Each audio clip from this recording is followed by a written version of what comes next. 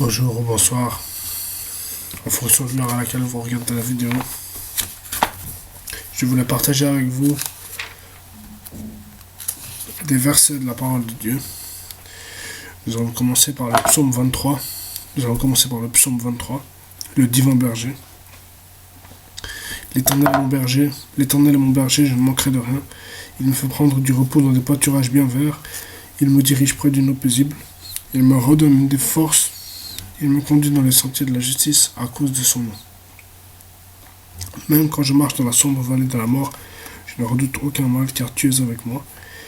Ta conduite et ton appui, voilà ce qui me réconforte.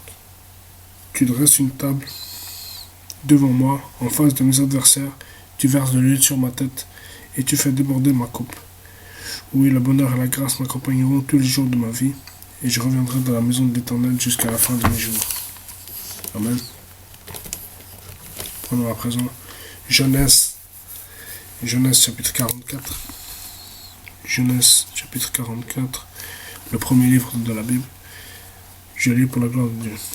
Joseph ordonna à son intendant, remplis de nourriture les sacs de ses hommes, mais en autant qu'ils pourront emporter, et mets l'argent de chacun à l'entrée de son sac. Tu mettras aussi ma coupe, la coupe en argent, à l'entrée du sac du plus jeune avec l'argent de son blé. L'intendant se conforma aux ordres de Joseph.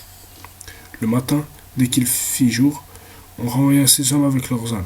Ils étaient sortis de la ville, et ils n'étaient pas très loin lorsque Joseph dit à son intendant, pars à la poursuite de ces hommes. Quand tu les auras rattrapés, dis-leur, pourquoi avez-vous rendu le mal pour le bien? N'avez-vous pas la coupe dans laquelle boit mon Seigneur, et dont il se sert pour deviner l'avenir? Ce que vous avez fait est mal. L'intendant les rattrapa et leur répéta ces paroles. Ils lui répondirent, pourquoi notre Seigneur parle-t-il de cette façon? Tes serviteurs n'oseraient pas commettre un tel acte. Nous t'avons rapporté depuis le pays de Canaan l'argent que nous avions trouvé à l'entrée de nos sacs. Comment aurions-nous pu voler de l'argent ou de l'or dans la maison de ton Seigneur? Que celui de tes serviteurs sur qui on trouvera la coupe meure et que nous soyons nous-mêmes esclaves de notre Seigneur. Il dit, qu'on fasse donc comme vous avez dit. Celui sur qui on trouvera la coupe sera mon esclave, et vous, vous serez innocent. Aussitôt chacun descendit son sac à terre et l'ouvrit. L'intendant les fouilla, en commençant par le plus âgé et en finissant par le plus jeune. La coupe fut trouvée dans le sac de Benjamin. Ils déchirèrent leurs vêtements. Chacun rechargea son âne, et ils retournèrent à la ville. Judas et ses frères arrivèrent à la maison de Joseph, où il était encore, et ils se prosternèrent jusqu'à terre devant lui. Joseph leur dit, qu'avez-vous fait? Qu'avez-vous fait? Ne savez-vous pas qu'un homme comme moi a le pouvoir de deviner l'avenir? Judas répondit, que pouvons-nous te dire, Seigneur? Comment parler? Comment nous défendre? Dieu a découvert la faute de tes serviteurs. Nous voici tes esclaves.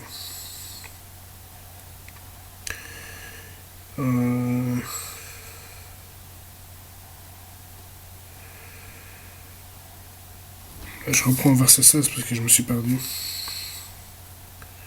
Judas répondit, verset 16, que pouvons-nous te dire, Seigneur? Comment parler? Comment nous défendre? Dieu a découvert la faute de ses serviteurs. De tes serviteurs. Et nous voici tes esclaves, Seigneur, nous et celui sur qui on a trouvé la coupe. Joseph dit, que Dieu me garde de faire cela. C'est l'homme sur qui on a trouvé la coupe qui sera mon esclave.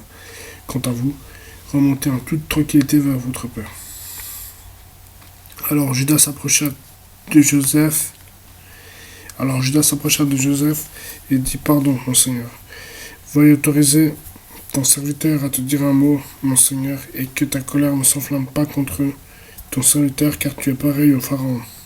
Mon Seigneur, tu nous as demandé à nous, tes serviteurs, avez-vous un père ou un frère? Nous avons répondu, nous avons un vieux père et un jeune frère, qu'il a eu dans sa vieillesse. Cet enfant avait un frère qui est mort et qui était de la même mère. Il ne reste que lui, et son père l'aime. Verset 21. Tu as dit à tes serviteurs, faites-le descendre vers moi, et que je le voie de mes propres yeux. Nous t'avons répondu, Seigneur, le garçon ne peut pas quitter son père. S'il le quitte, son père mourra. Tu as dit à tes serviteurs, si votre jeune frère ne descend pas avec vous, vous ne serez plus admis en ma présence. Lorsque nous sommes remontés auprès de ton serviteur, mon Père, nous lui avons rapporté tes paroles, mon Seigneur. Notre Père a dit, retournez nous acheter un peu de nourriture. Nous avons répondu, nous ne pouvons pas descendre. En revanche, si notre jeune frère est avec nous, nous descendrons, car nous ne pouvons pas être admis en présence de cet homme, à moins que notre jeune frère soit avec nous. Ton serviteur, notre Père, nous a dit, vous savez que ma femme m'a donné 2 fils. L'un est parti de chez moi. Je pense qu'il a dû être mis en pièces, car je ne l'ai jamais revu. Si vous me prenez encore celui-ci et qu'il lui arrive un malheur, vous ferez descendre avec douleur mes cheveux blancs dans le séjour des morts. Si maintenant je retourne vers ton serviteur, mon père, sans le garçon auquel il est attaché, il mourra en voyant qu'il n'est pas là. Quant à tes serviteurs, ils feraient descendre avec douleur les cheveux blancs de ton serviteur, notre Père, dans le séjour des morts.